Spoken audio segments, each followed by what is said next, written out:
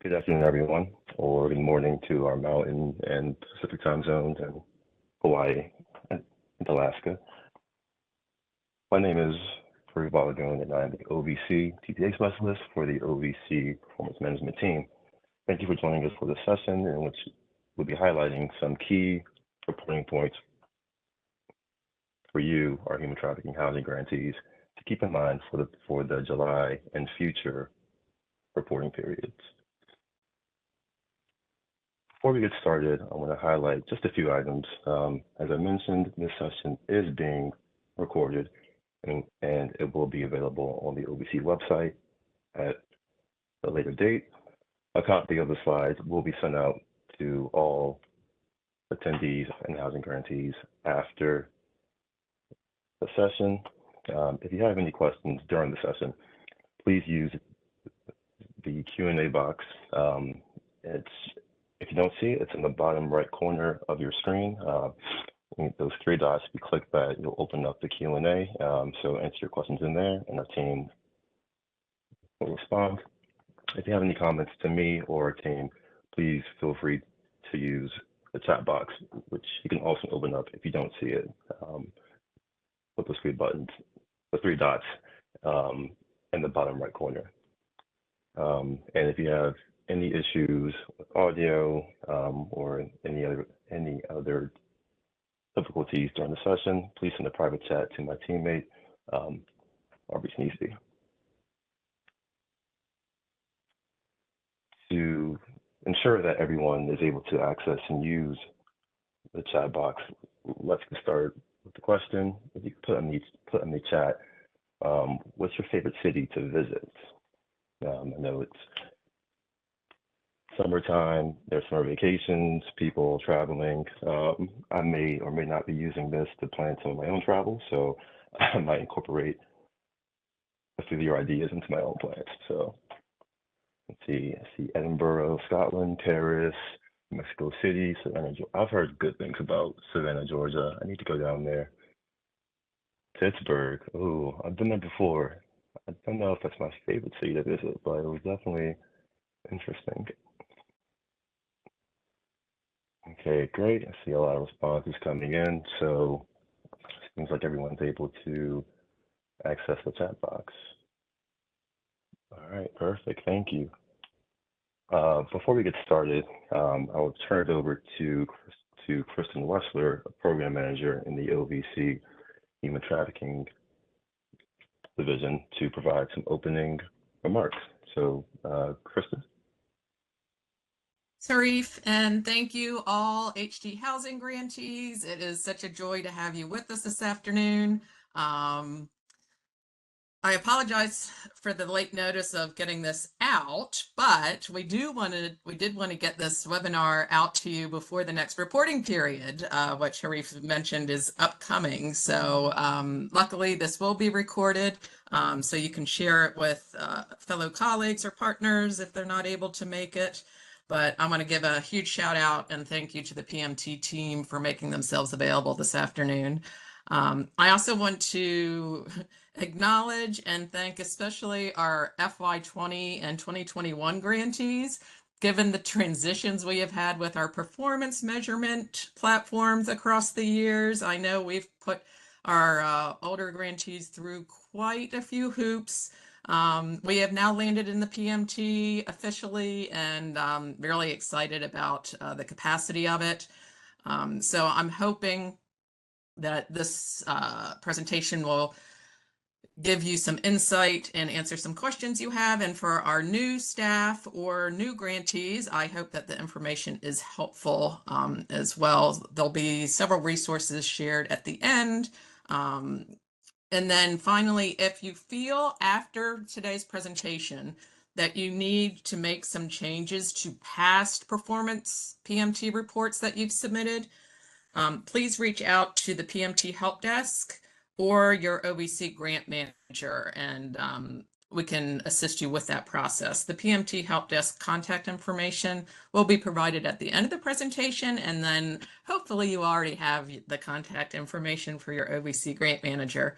But we'd be happy to assist you with that, because The data is so critically important, not only for us, even though it might feel a burden at times. We do get reports and requests from Congress. We also use it for program planning. And then, of course, we hope that the data is also helpful to you as you make pivots or changes based on those who are presenting to your program as individuals and survivors of human trafficking and the services that they're providing. So with that, I am going to hand it back to Harif and we'll get started. Thanks, everyone. Thank you, Kristen. Yeah, the OBC PMT team is happy to help. Our housing grantees do some very important work, so it's honestly a privilege to be able to help out and help them be, as successful as they can. So here's a brief overview of the topics that we're going to discuss during today's session.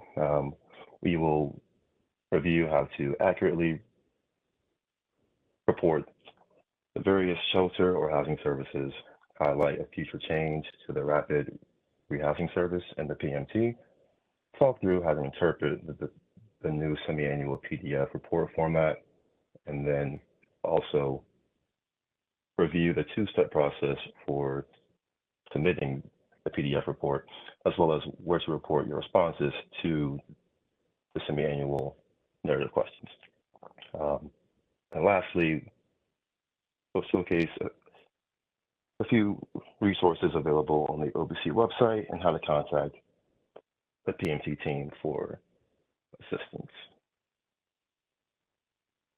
So we're going to get into reporting housing and shelter services in the PMT. So there are two types of performance data that you will report for the victim services category in the PMT. Those are the number of individuals served and the number of times each service was provided.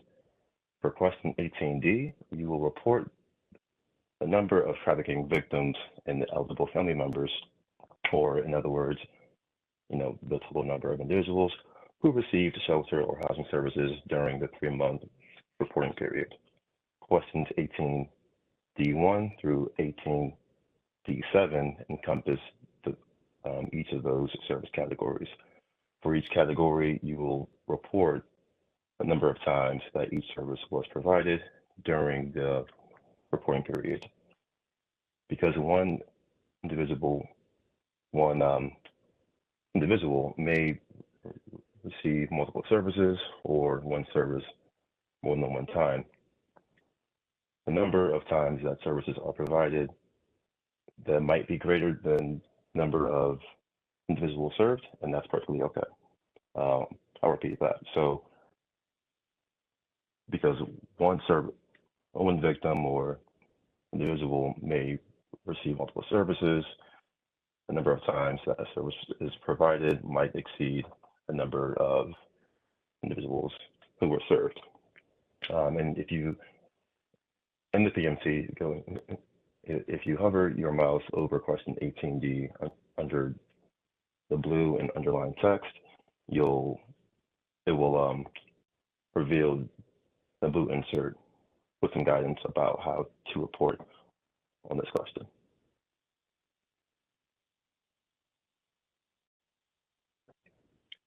For question 18D1, as I mentioned, for the service categories, you will report the number of times that each service was provided, not the number of individuals served per category. However, a few of these services may be reported per night, while others are reported per instance.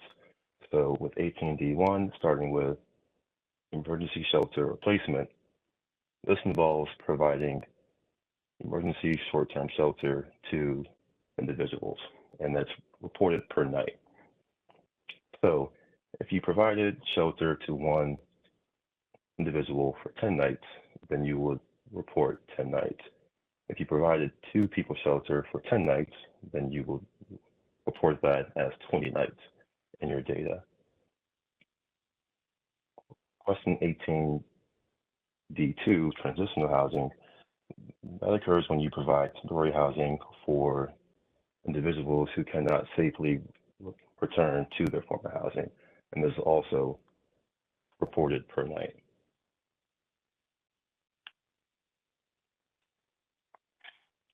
For 18D3, that pertains to relocation assistance, which is assistance with initial expenses, relocation fees, or deposits. So this includes assistance with long-term housing, and this service is reported by instance it occurs and not per night. So for example, if you provide one person with one deposit and two separate and two moving fees, then you would report that as 3 total instances.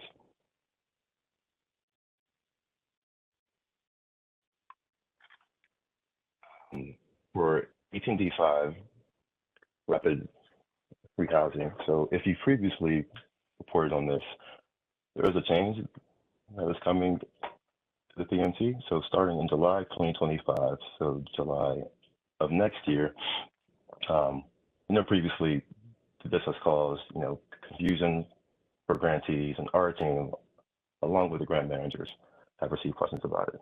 So we know that it can be difficult and confusing to determine what should be reported under this category versus other categories.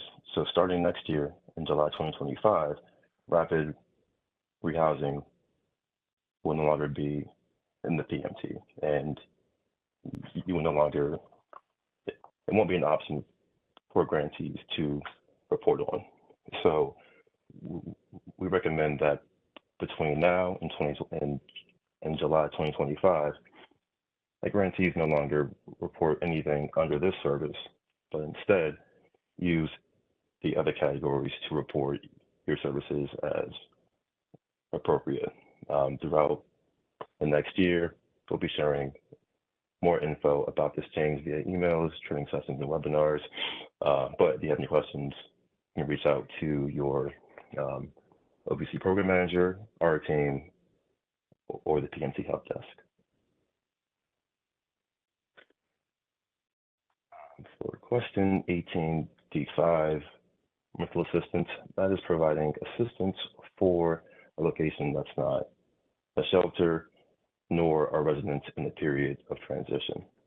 So the individuals plan to be in the same location for an extended period of time. The service is also reported by the number of instances. So for example, 2 people were to receive 3 months of rent payment, you would count that as 6 instances.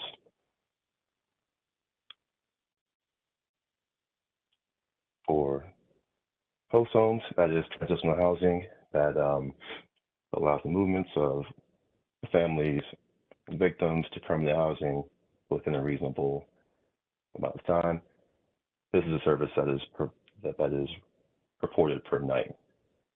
And then for if you do not provide any shelter if you do provide any shelter or housing services that don't fit in any of the aforementioned categories, you can report them under the other shelter and housing category. If you do include info in this category, then you must provide an explanation in the PMT. There is an area under this question for open-ended responses. So if you include any information in this category, then you must provide an explanation in the category. If you do need help determining if it should be counted per night or per instance in this scenario, then again, reach out to our team and we can help. Okay, so that's it for reporting of housing and shelter services. But before we get into the new semi-annual PDF format, see, are there any other questions we should address in the chat? Okay. All right, we can go right into the, oh, yeah, Shay, I can go back to the transitional housing. Yeah, if you have a question about that, feel free to put it in the Q&A and our team can assist.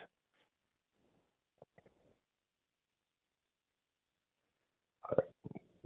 Yeah, no problem, Shay. So I'm going to go forward into the semi-annual PDF report format.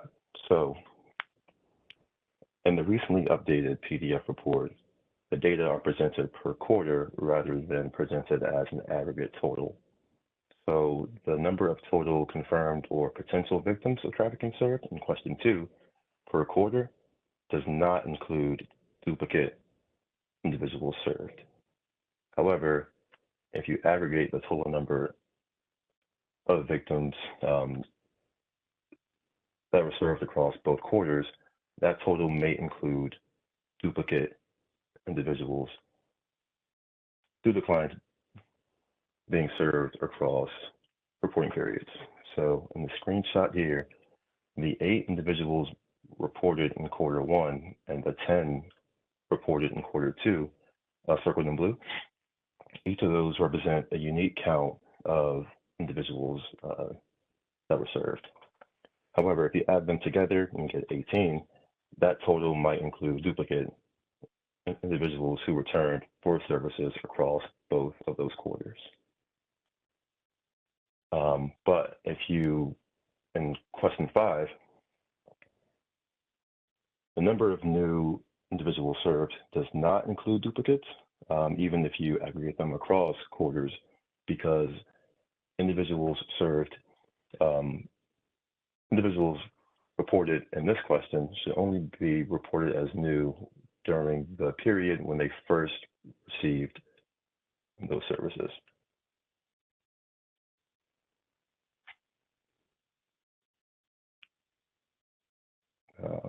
And then so moving on to the two-step semi-annual submission process in JustGrants. So these are the steps for generating your semi-annual PDF in the PMT. So you'll navigate to the Reports tab and then choose the applicable award. Then you'll locate the current period and select the semi-annual PDF link, the one circled in red in the screenshot. Once the PDF has been generated, you'll download that to your computer in a safe or in a place where you can readily access it. So just right to your desktop. And then after it's saved, you'll go over to JustGrants and upload that PDF to JustGrants by the due date. So next month it'll be July 30th, but in January, January 30th. So you'll make sure that you upload that by the end of the reporting month. And then here's just an example. We've seen grantees upload their, because in the PMT, like there are multiple options to download files on that reports tab. So here's an example of the semi-annual PDF. What's it look like after you download it? So obviously on the left, you'll see the semi-annual PDF, and on the right is the Excel file of your reporting data. So you want to make sure that you download the PDF and you upload that into JustGrants.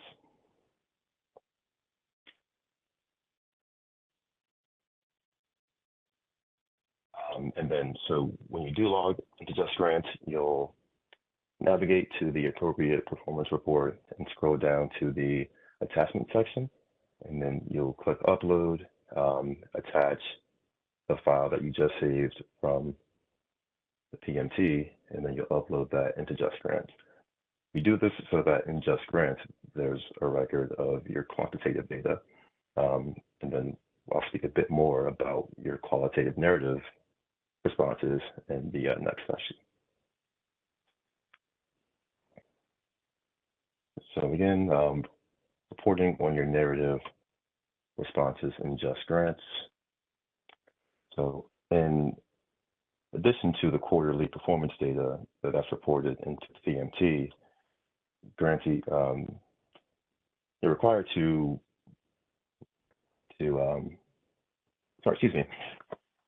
they're required to respond to the narrative questions in JustGrants on a semi-annual basis.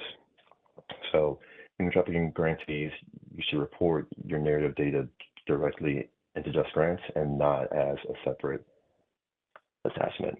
So the narrative questions can be found under the Performance Management tab in JustGrants. When you go to that tab, again, you'll find the appropriate reporting period, and you'll choose the corresponding report number. And then you won't see it if you go in there today, but in the, come July 1st or January 1st, you'll see in the second screenshot the begin button. So you'll click that button, and then that'll take you to where you enter your narrative responses. I believe there's been times when grantees will upload their quantitative data in this section, but this is where you go in and you enter your narrative responses. And I like to think of those as just, if your grant manager were to walk into your office and ask you how things are going, anything that you would say in that conversation would probably be appropriate to enter into JustGrants as your narrative responses. And again, wanted to just highlight some resources on the OVC website that you might find helpful. So there are performance measurement questionnaires, there are recorded trainings, the terminology resource, where you'll find definitions of OVC terms that appear in your question sets. So if you're not sure how to define nights, instances, the best ways to respond to those questions. And then, you'll also find copies of your performance measures, PDFs that you can distribute to your staff that work in the PMT. For assistance with JustGrants, there's JustGrants resources as well. For navigating and uploading reports into JustGrants, you can go to the JustGrants website, and there'll be plenty of resources to assist you there as well. And then, if you contact the PMT help desk, you can schedule a session with our team, a short 30-minute session to ask about the best ways to track your data, the best ways to report your data, anything and everything as it relates to performance measurement. Our team will be happy to help. And then if you do need assistance in the PMT, you'll contact the PMT help desk. With JustGrants, you'll contact the JustGrants help desk. I know it can be a bit confusing having two different places to report, but if you need help with either team is more than capable of assisting you. And then here's the contact information for both of those help desks.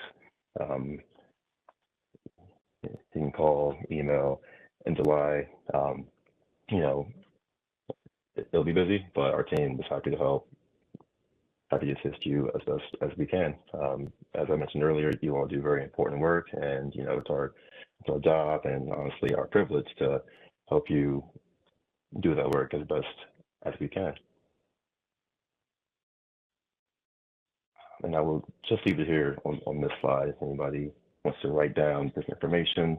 As I mentioned, PDF of these slides will be sent out to you all after the session. So, but if you want to write things down for your own notes, you're welcome to right here. And with that, we're at the end of our session. If anyone, if you have any questions, feel free to continue putting those in the Q&A, any comments in the chat. Kristen, if you have anything you want to mention, you can go ahead and include that now. Sure. I was thinking, just in case folks don't see the Q&A when in the recording, I just thought I would mention some of the questions and answers. So one of the questions was if we could review or repeat what we said about the duplicate count of data based on the new format of the quarterly reporting in the PMT PDF report.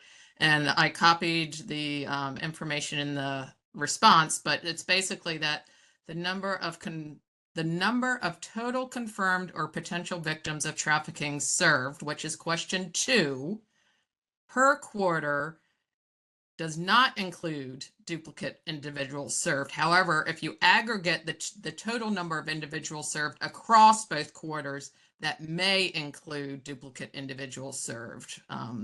So that's what Harif had mentioned in his comments, but there wouldn't be any new clients that should be duplicated because you would only be reporting those at the time of intake.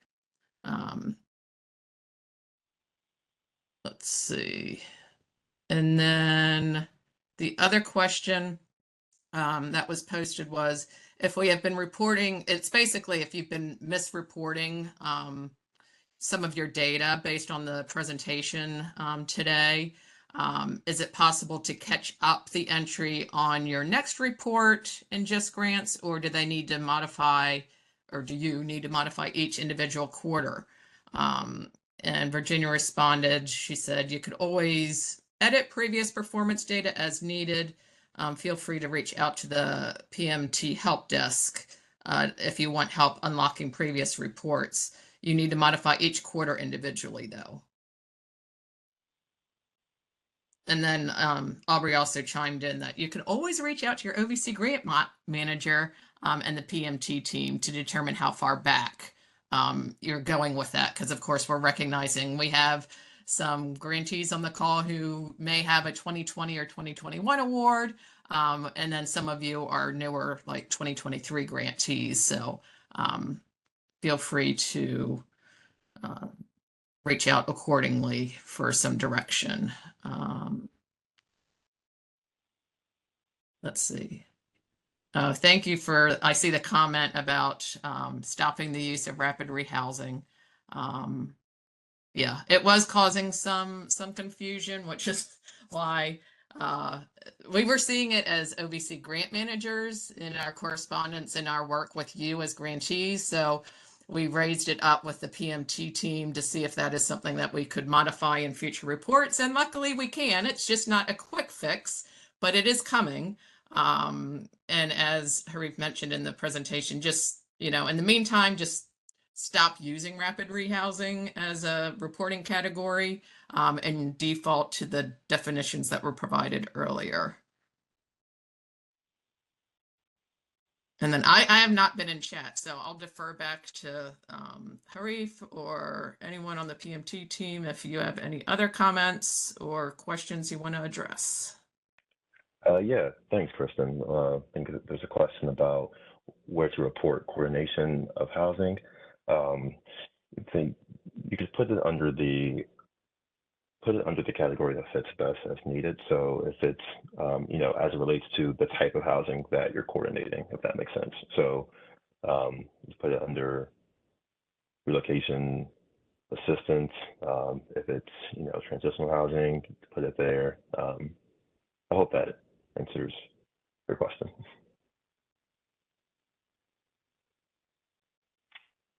And But I from there, see, I'm sorry, go oh, ahead. so that's okay. Yeah, I see Suzanne's question in the chat, which I know you've reached out to us at the office, Suzanne. No, a response is coming. So that's a particular question that we'll address with you directly.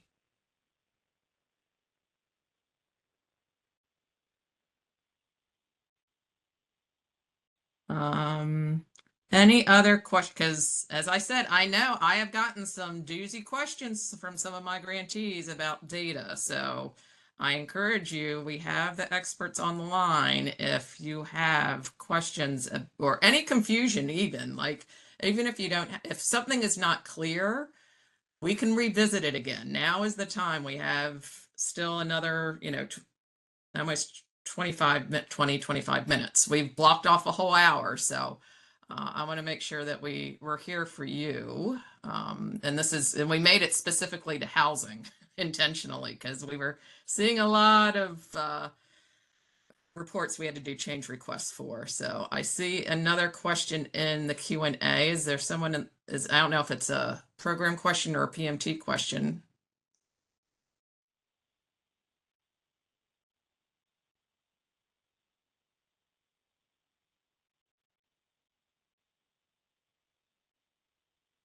Hi, Kristen. I can read the question. So it looks like we have a question from Andrea. It says, if we help a client get into a transitional housing program at another organization and they live there for 1 to 2 years, do we only report it for the quarter that they moved in, or would we report it for each quarter that they continue to stay there?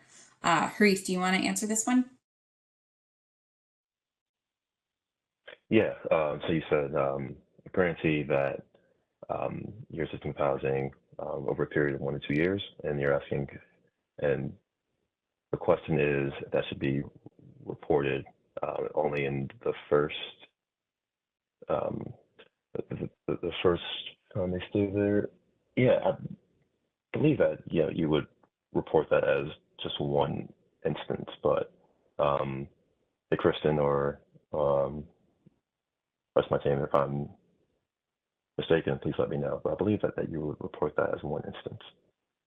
Yep, that's right, Harif. So it would be dependent on whatever is your funding. So if you obviously have services that you're providing to a client and you have them go to another transitional housing program, and that's where the OVC funds end, you would only put that coordination help for that first quarter that you get them into the transitional housing.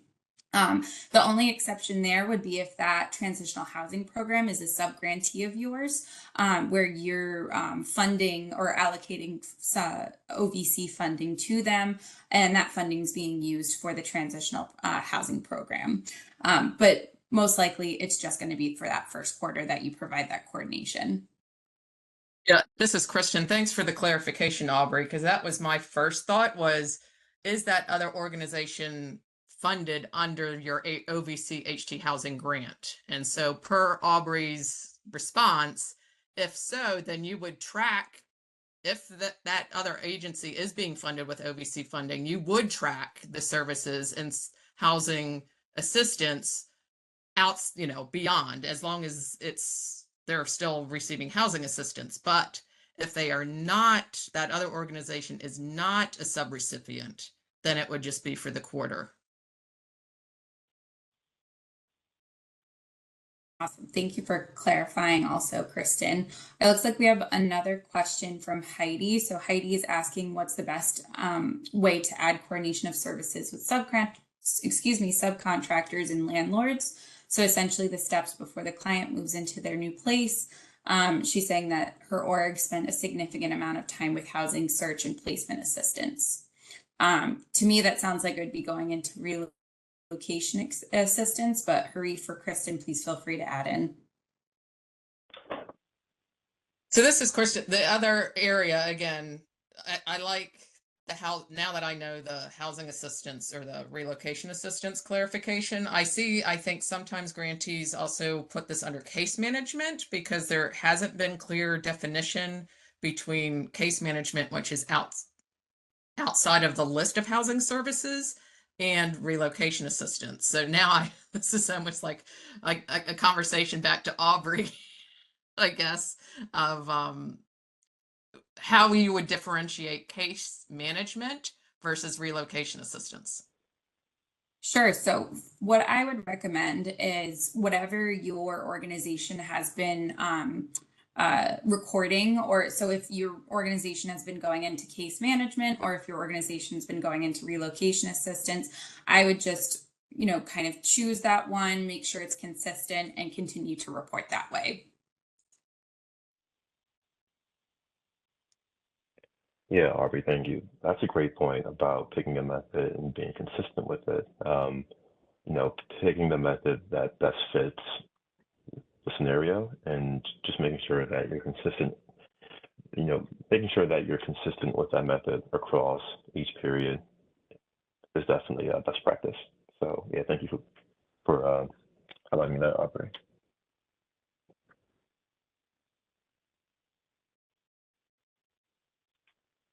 The question, what guidance can we give regarding security deposits? Yeah, Kristen, I know our team that doesn't, typically address the financial questions. So I'm not sure if you have a response for that, Kristen. Hang on, sorry, I was just copying some information into. All right, is it in the Q&A? In the chat. Oh, it's in the chat. Okay. Yeah, intuitively, I would think relocation assistance. You would, include sorry, that yeah, under. security. Yes, correct. Yeah, it looked like based on the definitions that Harif provided in the thing, security deposits fell under relocation assistance. Whereas, so security deposits, think of the word deposits, relocation assistance. If it's rental assistance, utility assistance, ongoing, then that would be under rental assistance.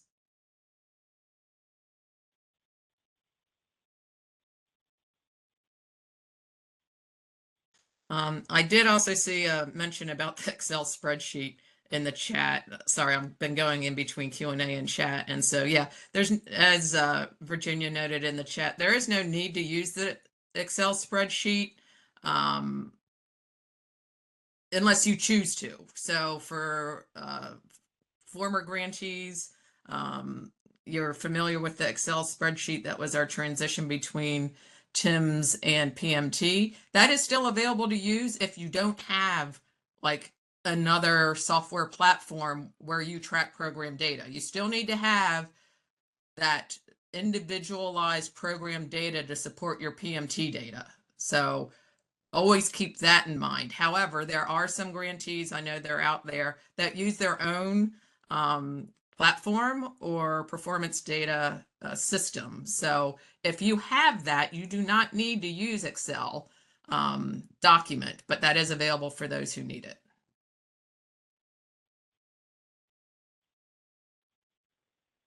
And I saw that there was a question about the transcript for the recording. Yes, so this will be closed captioned after it's reviewed and finalized and posted on the website. So yes, there will be captions.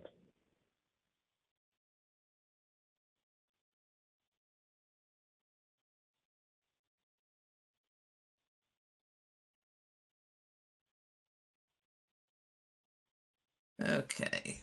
I see, Marta, a question in the chat about partnerships is confusing because we have MOUs with about 40 agencies. Do we report the partnerships we have used during the reporting period or the existing partnerships?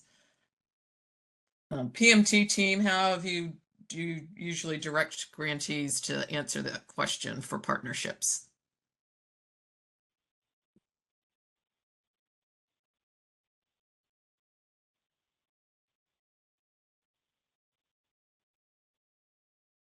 Hi, Kristen. I can help out here real quick. So for partnerships recorded within each quarter, you want to put those active partnerships that are a part of, like, for example, if you're a part of a task force, you'll be putting those active partnerships that you're working with based off of the I believe it's a Likert scale within the performance measures, and update it based off of that.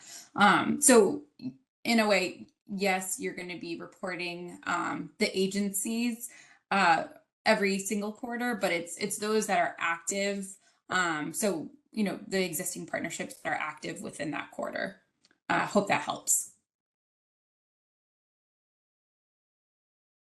And I'll jump in since we're talking about partnerships real quick. Megan, it's also just asked a question saying, is there something or something only considered a partnership if you have MOUs, or can you count partnerships that don't have MOUs? So you can count partnerships that don't have MOUs, but you may adjust the Likert scale of how active that partnership is based off of that question. And please let me know if you want further explanation, or Harif or Kristen, please feel free to jump in.